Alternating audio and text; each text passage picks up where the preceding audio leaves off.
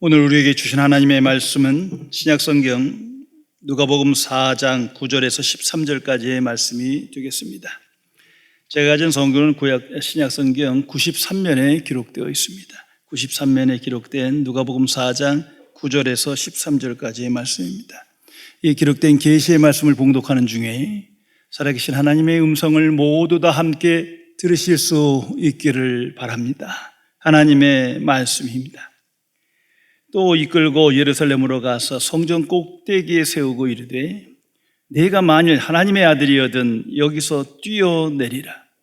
기록되었으되 하나님이 너를 위하여 그 사자들을 명하사 너를 지키게 하시리라 하였고, 또한 그들이 손으로 너를 받들어 네 발이 돌에 부딪히지 않게 하시리라 하였느니라. 예수께서 대답하여 이르시되 주 너의 하나님을 시험하지 말라 하였느니라. 마귀가 모든 시험을 다 한 후에 얼마 동안 떠나니라. 아멘.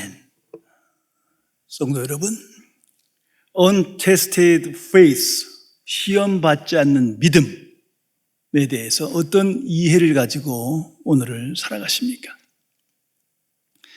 위대한 철학자이며 하나님의 사람인 키에르케고르는 이 용어에 대해서 자신의 어린 시절의 체험담을 통하여 이렇게 설명해 주고 있습니다. 한 번은 아버지와 함께 수영장에 갔다. 나는 두 팔을 힘차게 내저으며 아빠 날 봐요 날 봐요 하고 외쳤다. 그러나 사실 나는 발 하나를 수영장 바닥에 붙이고는 물 위에 떠 있는 척 한 것이었다. 그러면서 키에르케고르는 우리는 하나님을 믿는다. 하나님은 진정 살아계신 하나님이다. 나는 하나님에 대한 확실한 믿음이 있다고 말하지만 사실은 한 발로 땅을 짚고 물에 떠 있는 척 하는 것이 아니냐 질문합니다. 그리고 이것을 untested faith, 시험되지 않은 믿음이라고 설명하는 겁니다. 다시 말해서 이런 믿음은 시험되지 않은 믿음이기에 죄의 유혹이 있을 때, 경제적 불황으로 살림이 어려워질 때, 나에게 희생이 요구될 때, 또한 온갖 고통과 고난의 시험이 닥쳤을 때 어떻게 될지 장담할 수 없는 그런 믿음이라고 설명하고 있습니다. 믿음은 이런 여러 가지 시험의 기간을 거쳐 합격된 믿음이야말로 진정한 믿음이라는 것을 강조하기 위하여 이렇게 설명하는 것입니다. 깊이 생각해 보시기 바랍니다. 성도 여러분, 예수님의 제자들을 한번 생각해 보십시오. 십자가 사건 이전에 그들은 참으로 예수님께 충성을 맹세했고 굳센 믿음의 확신을 가지고 예수님을 따랐습니다. 예수님과 함께 했고 예수님으로부터 배웠습니다. 그러나 십자가의 고난이 눈앞에 닥치자 그 믿음은 온데간데 없고 다 흩어져 도망갑니다. 특별히 사도 베드로는 어떻습니까? 저 제자들이 다 예수님을 버려도 나는 그렇지 않습니다. 예수님께서 십자가의 순환을 예고하심에도 불구하고 나는 그런 사람이 아닙니다. 난 죽을지언정 예수님을 떠나지 않을 것입니다. 정말 나는 충성된 제자입니다. 왜 내 믿음을 모르십니까? 나는 확실한 믿음을 가지고 예수님을 따르는 사람입니다. 말했던 사람이지만 십자가의 순환 앞에 초라하게 무너집니다. 예수님을 떠나며 예수님을 부인하며 저주까지 하게 됩니다. 그러나 성령께서 오시고 성령께서 그들을 눈을 뜨게 하고 밝은 이해력을 주십니다. 고난의 신비가 무엇인지, 십자가의 고난이 무엇인지, 하나님의 구원의 역사가 무엇인지를 깨닫게 한 이후에야 온전한 믿음으로 승리하는 삶을 살아가게 된 것입니다. 성도 여러분, 시험과 유혹은 항상 존재하는 것입니다. 이 세상 사는 동안에 인생이란 시험과 유혹 속에 살아가는 것입니다. 나는 지금 시험을 당하고 있습니까? 시험을 당하고 있는 자에게 주시는 위대한 복음이 이것입니다. 하나님께서는 하나님의 자녀에게 감당할 수 없는 시험은 절대로 주시지 않는다.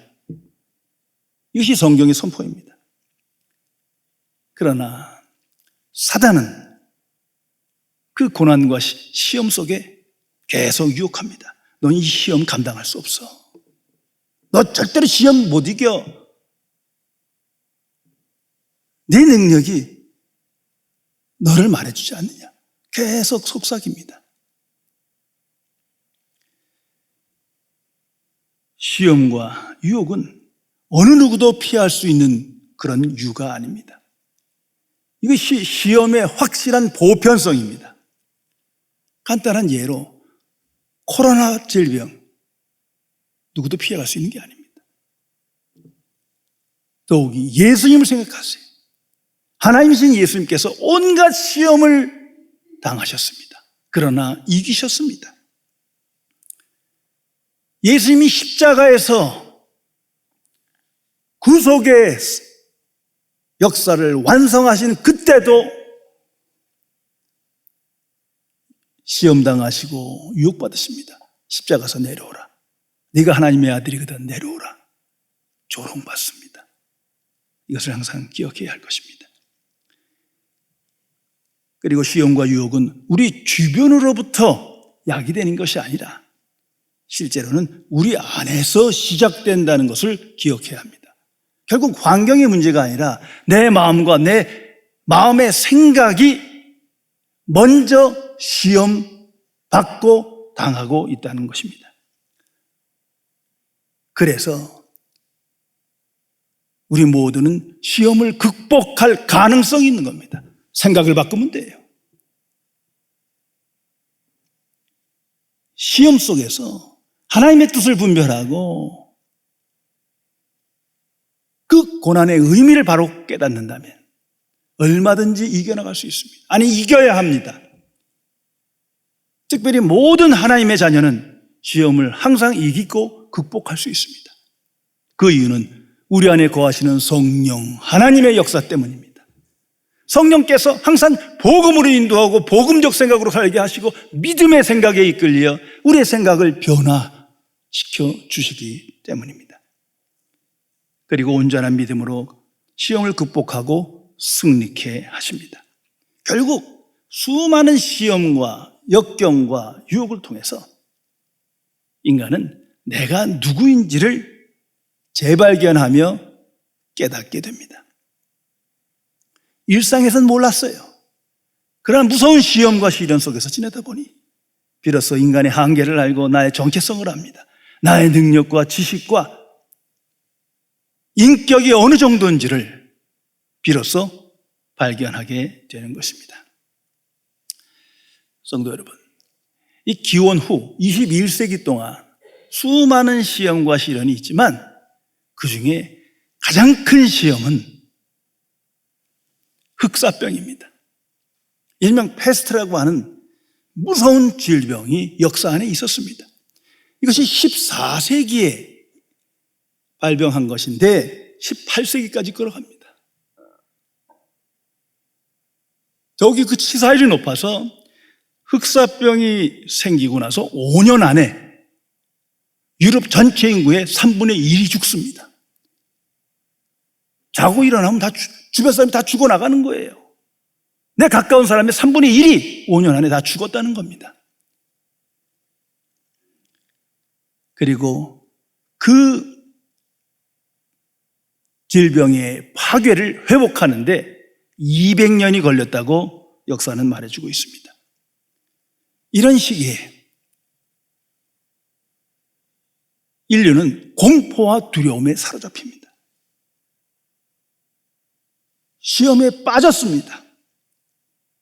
실제 가족 중에 3분의 1이 죽어나갑니다. 무자비하게 시험을 피할 수 있는 사람이 아무도 없는 거예요. 이런 사건이 역사 안에 있었습니다. 그런데 당시 가장 큰 시험을 받는 곳이 있었는데 그것이 바로 가톨릭이에요. 기독교라는 이름의 가톨릭. 크게 시험에 빠지고 타락하게 됩니다.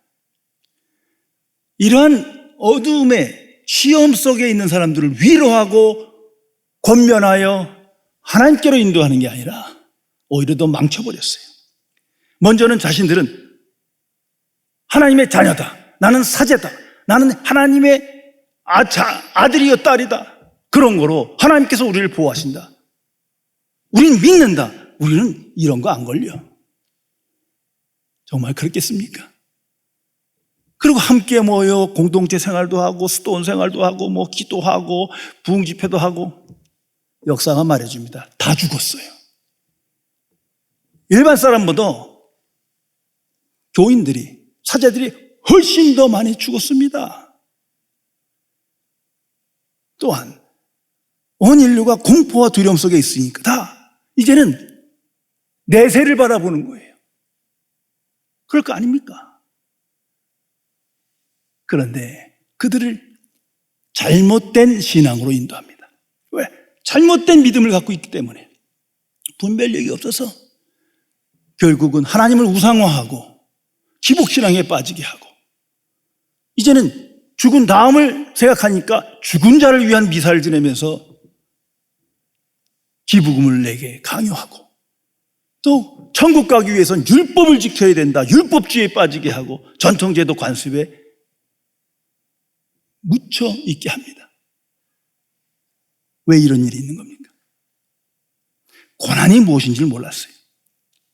고난의 신비가 무엇인지 몰랐어요. 복음이 무엇인지를 몰랐어요. 검증되지 않는 믿음으로 그 믿음을 자랑하다 망하게 된 겁니다. 그러나 하나님의 은혜와 사랑이 있어 똑같은 상황에서 하나님께서 종교 개혁을 일으키십니다. 이 시험, 무서운 질병 속에서 깨끗한 온전한 믿음에 가진 사람들을 세우십니다. 성령의 사람, 복음의 사람을 세우시어 종교개혁이 그때 일어나는 거예요. 그러든 말합니다. 오직 믿음으로, 오직 은혜로 우리는 구원받는다. 그런 전통제도 관습이 아니다. 십자가의 복음으로 돌아오라, 천국 복음으로 돌아오라 외치며 승리하게 된 것입니다. 이것을 항상 기억해야 할 것입니다. 오늘 성경 말씀에 예수님께서 광야에서 시험받는 계시적인 사건이 기록되어 있습니다. 이건 이 사건 속에 하나님의 메시지가 있고 하나님의 은혜가 있고 하나님의 섭리가 있는 것입니다. 그것을 우리에게 알려주시는 거예요. 먼저 예수님께서 언제 시험받았느냐, 이 광야 시험이 언제 생겼느냐가 중요합니다. 예수님은 지금 본격적인 사역을 시작하기 전입니다. 하나님 나라를 선포하고 많은 사람들에게 영향을 끼쳐, 그러기 전이에요. 위대한 공생애를 시작하실 때, 이제 복음 사역의 시작을 하는 그 이전에 무서운 마귀의 시험이 예수님께 있었다는 것을 성경은 말합니다. 많은 신앙인이 이런 고백을 합니다. 예수 믿고 이제 결심하고 정말 하나님의 은혜로 하나님께 순종하면서 하나님의 일을 하려고 하는데 꼭 무슨 일이 생겨, 바쁜 일이 생기거나 무슨 다른 중요한 일이 생기거나 내지는 큰 불행한 소식이 생기거나, 그리고 결국은 하지 못해요. 자신의 그 신앙적 결단을 접어야 할 때가 많습니다. 성도 여러분, 어떻게 하나님이신 예수님께서 마귀 따위에게 시험을 받는 겁니까? 그러나 그것이 사탄의 역사임을 성경은 기록합니다. 다시 말해서 세상에는 항상 이 사탄의 역사가 있는 거예요. 그 사탄의 역사가 있는 한 온갖 시험과 유혹이 우리 안에 나타나는 것입니다. 사탄의 목적은 아주 분명합니다. 믿음을 잃어버리게 하는 거예요. 믿음을 변질시키는 거예요. 그래서 하나님과의 바른 관계를 깨트리는 거예요. 결국은 하나님이 없다, 하나님을 경외할 필요가 없다, 하나님께 순종할 필요가 없다, 하나님의 일에 애쓸 필요가 없다. 그 결과 믿음을 잃어버리고 하나님과 바른 관계를 맺지 못하게 됩니다. 이 사탄의 승리입니다. 특별히 하나님의 자녀들에게 사탄은 더욱더 공격할 것입니다. 이게 그리스도인은 예수님을 믿으니까, 아니 이제 예수님을 믿게 하는 그 사건에서 살짝 복음을 왜곡시킵니다. 예수 믿으면 예수님 살아계셔. 그런데 예수 믿으면 만사형통해. 모든 게 잘 되고 모든 게 형통할 거야. 정말 그런 것입니까? 무서운 시련과 재난 속에서 아직도 그런 삼류소설을 따라가십니까? 너는 하나님의 자녀니까, 하나님의 상속자니까 절대 실패하지 않을 거야. 건강하고 성공할 거야. 이건 거짓이에요. 그런데도 오늘 이 세상에 이런 가짜 복음이 판을 칩니다. 오늘 이 광야 사건 안에 세 가지 특별한 계시가 나타나 있습니다. 먼저는 성령 충만한데 예수님께서 시험 받으셨다는 거예요. 우리는 성령 충만하면 시험 안 받아야 돼. 시험을 넘어가야 돼. 그런데 예수님조차도 성령 충만하여 광야에 이끌려 마귀에게 시험받았다. 이것입니다. 성도 여러분, 사탄의 입장에서 한번 생각해 보세요.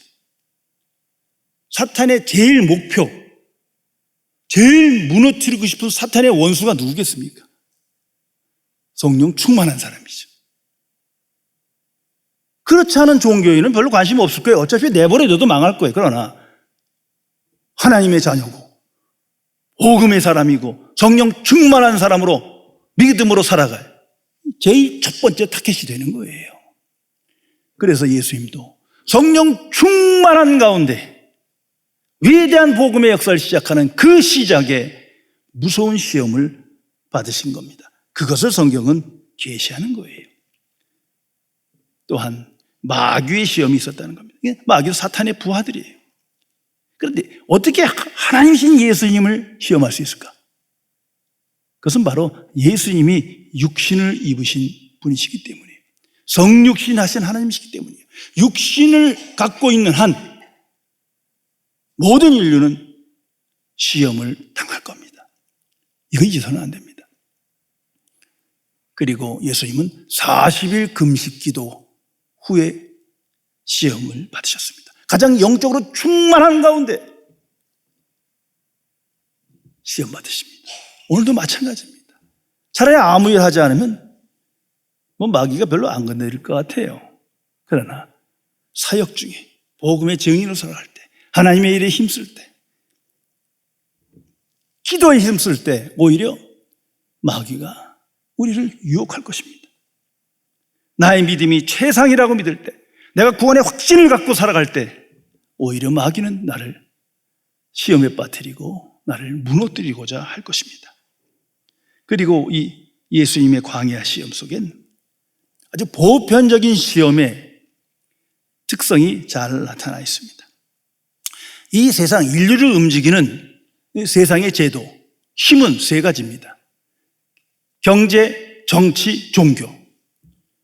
기원 전이든 기원 후든 미래든 항상 정치, 경제, 종교가 축이 돼서 인류를 끌어가는 거예요. 그 속에 문화가 있고 제도가 있는 겁니다.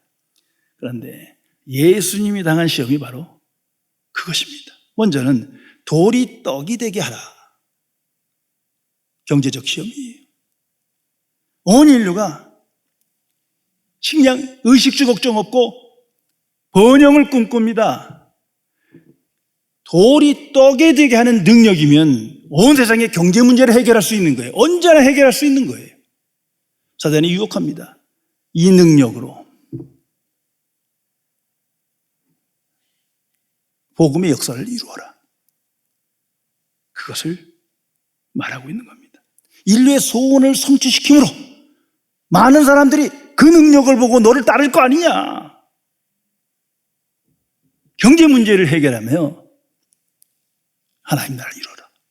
오늘 21세기도 세계 지도 경제 문제 해결하는 사람 다 대통령 시켜주는 거예요. 하는지 안 하는지 모르겠지만 적어도 그만큼 이 경제적 시험 온 세상을 흔들고 있는 겁니다. 그래서 그 틈을 타서 예수 믿으면 번영한다, 예수 믿으면 성취한다, 성공한다, 구름대처럼 교회에 몰려오지 않습니까? 그건 기독교가 아니에요. 사단의 유혹이요, 사단의 메시지입니다. 그것을 분별해야 합니다. 두 번째는 세상의 권위와 영광을 내게 주마. 내게 한 번만 절하라. 타협을 요원합니다. 정치적 타협입니다. 정치적 권세와 영광을 내게 다 주마. 나는 절대 이제 포기하고 세상을 건들지 않으마. 세상을 구원하러 왔는데 다 주마. 내가 왕으로 있어라. 단 나에게 한 번 절해라. 타협을 요구합니다. 그러나 복음은 완전한 거예요. 하나님의 지혜와 능력에 완전함이 계시되어 있습니다. 타협은 있을 수가 없어요. 아무리 귀한 목적을 이루고자 하더라도, 하나님의 뜻을 이루어진다 하더라도 불의와 타협해서는 안 되는 거예요. 예수님은 거절하십니다. 구원은 오직 예수 그리스도 안에 있고 하나님께 속해 있기 때문입니다. 그러나 오늘 세상은 말하지 않습니까? 왜 기독교만 배타적이냐? 왜 타종교를 인정 안 하고 왜 대화를 안 하냐? 그건 하나님을 공격하는 거예요. 하나님의 복음을 깨트리는 겁니다. 그것을 알아야 합니다. 자, 문제는 이 세 번째입니다. 오늘 본문에는 기록되어 있습니다. 높은 성전으로 가서 높은 데 올라가서 뛰어내리라. 유혹합니다. 이 종교적 시험이에요. 믿음의 시험입니다. 이 가장 무서운 겁니다. 그런데 그냥 뛰어내라고 하지 않습니다. 성경을 인용합니다. 성경 말씀 그대로 해석하면서 적절하게 갖다 붙이면서 내가 하나님의 아들이거든. 뛰어내리라. 그러면 하나님께서 너를 보호해주시리라. 성경에 이런 말씀이 기록되어 있지 않느냐? 성도 여러분, 이거 분명히 기억하십시오. 인류 역사상 가장 뛰어난 신학자는 마귀예요. 그럴 거 아니에요. 영적인 존재이기 때문에 영적인 말씀을 누구라도 꿰뚫고 있는 거예요. 그거 악용하니까 마귀지. 아예 성경 말씀도 모르면 그건 마귀 축에도 못 들어가요. 네가 만일 하나님의 아들이거든 뛰어내려라. 이런 기적을 통해서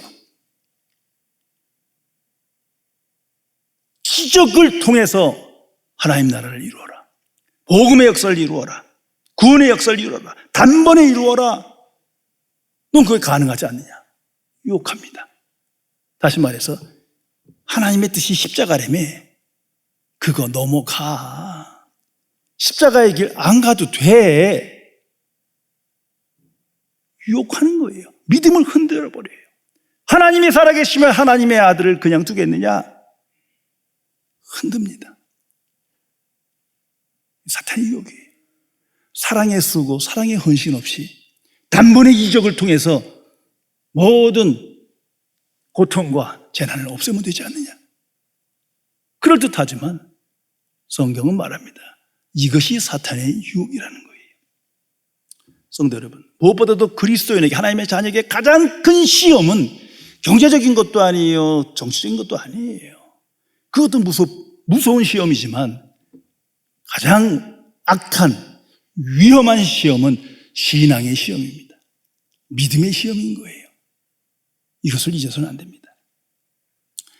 죄송합니다만 우리가 잘 기억하는 거기 때문에 예를 들겠습니다.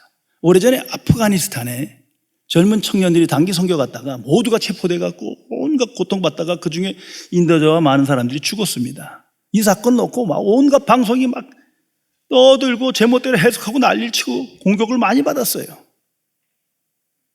자, 생각해 보세요. 정말 이슬람, 기독교를 적으로 하는 그러한 전쟁터에 복음을 전하다가 무사히 돌아오는 것이 하나님의 능력입니까? 정말 그렇게 믿습니까? 그게 시험이라는 거예요. 아니, 젊은 사람들 거기 보내놓으면 이거 죽는다는 걸 알고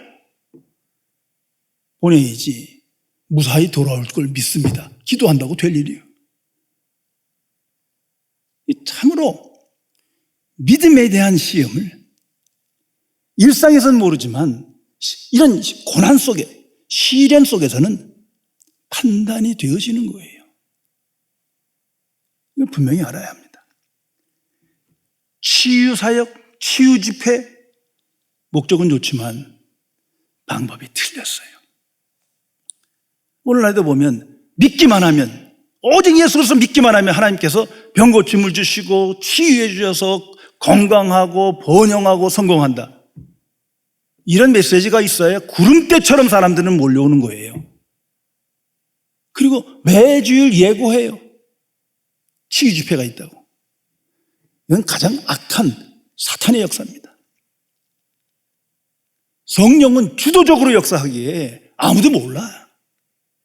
그 은혜 가운데 깜짝 놀라는 것이지, 오늘은 무슨 병, 다음 주에는 무슨 병이 났고, 매주마다 우리 교회는 병고침과 은사가 있고, 이건 말이 안 되는 거예요. 일상적일 때 모르지만 흑사병일 때 얘기해 보세요. 다 사기극이죠. 성도 여러분, 오늘도 치유 집회다, 부흥 집회다. 어떻게 코로나가 안 걸립니까? 믿음이 잘못돼서 그래요. 성도 여러분, 역사에 나타난 흑사병, 종교개혁을 일으킨 그 무시무시한 패스트를 잊어버리지 마세요. 역사적인 교훈이에요. 그 속에서 종교개혁, 부흥, 하나님의 위대한 복음의 역사가 나타난 것입니다. 코로나 질병, 이거 바이러스예요. 누구도 피할 수 없는 거예요. 죄송합니다만 빨리 끝났으면 좋겠는 건 우리 모두의 소원이지만 이건 인재예요. 오래 갈 거예요. 그런 거로 참으로 분별하며 조심해야 합니다. 시험과 고난의 의미가 뭔지, 하나님의 뜻이 무엇인지를 분별하지 못하면 그 믿음은 헛거예요. 믿음은 하나님의 뜻이 이루어지는 것이요, 하나님의 뜻을 분별하는 것입니다. 그런데 그렇지 못하면 기복신앙에 빠지고 율법주의에 빠지고 때로는 교회를 떠나게 돼요. 신앙을 잃게 돼요. 예수님께서 마귀에게 대답하십니다. 항상 기억하십시오. 주 너의 하나님을 시험하지 말라. 주 너의 하나님을 시험하지 말라. 네가 하나님의 아들이거든. 너는 하나님의 아들이기 때문에 시험받지 않아. 하나님께서 항상 보호해 주시오. 주께서 말씀하십니다. 하나님을 시험하지 마라, 이 마귀야. 우리도 이렇게 말할 수 있어야 합니다. 성도 여러분, 복음의 역사는 항상 영적인 것이에요. 그리고 인격적인 거예요. 예수님의 성육신이 그것을 말해주고, 예수님의 고난이 그것을 말해주고, 예수님의 십자가가 그것을 말해줍니다. 그리고 부활과 하나님 나라가 그것을 증거하고 있습니다. 한번 생각해 보세요. 저 높은 곳에서 아무리 믿음이 좋은 사람이라도 뛰어내리면 어떻게 되는 거예요? 죽죠. 그걸 믿음이라고 할 수 있겠습니까? 그런데 이런 우상화된 믿음에 자기도 망치고 남도 망치는 거예요. 하나님의 자는 절대 하나님께 보호해줘서 흑사병도 안 걸리고 코로나도 안 걸리고 재난도 다 피할 수 있고, 이건 기독교가 아니고 하나님의 말씀이 아닙니다. 너희들은 하나님의 자녀이기 때문에 하나님께서 기적을 통해서 병고침을 주고 항상 번영케 한다.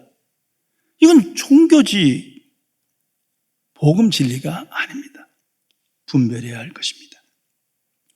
종교개혁자 마틴 루터, 온 생애가 시험과 유혹과 고통 중에 있었습니다.